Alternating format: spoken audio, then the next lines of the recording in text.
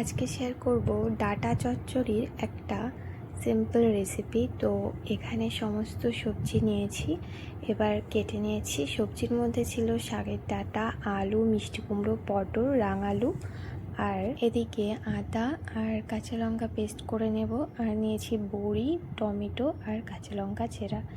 এরপর সর্ষের তেল গরম করে গোটা জিরে, শুকনো লঙ্কা, তেজপাতা ফোড়ন দিয়ে বড়ি ভাঙাগুলো দিয়ে তারপর সমস্ত সবজি হাই টু মিডিয়াম আঁচে ভেজে নেব। কিছুক্ষণ ভেজে নেবার পর আমি এখানটায় অ্যাড করেছি লবণ। তারপর আবারও কিন্তু সব কিছু ভালো করে মিশিয়ে নিয়ে আবারও ঢাকা দিয়ে বেশ কিছুক্ষণ ধরে ভেজে নিয়েছি। আর এবার কিন্তু লো ফ্লেমে রেখেছিলাম যাতে সবজিগুলো পুড়ে না যায়।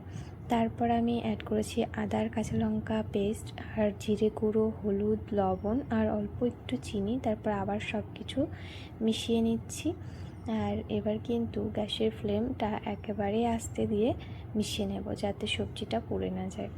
তারপর ভালো করে মিশিয়ে নিয়ে আবারও কিছুক্ষণ লো ফ্লেমে ঢাকা দিয়ে রেখে দিয়েছিলাম। এবার একটুখানি জল অ্যাড করেছি। তারপর এই ডাঁটা চচ্চড়িটা আরও কিছুক্ষণ ফুটিয়ে নামিয়ে নিয়েছিলাম।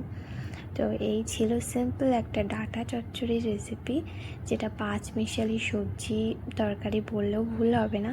তো এই রকম তরকারি খেতে আমার তো বেশ ভালোই লাগে। সাথে করেছিলাম আম ডাল। তো তোমাদের কার কার এই রকম চচ্চড়ি খেতে ভালো লাগে অবশ্যই কিন্তু জানিও।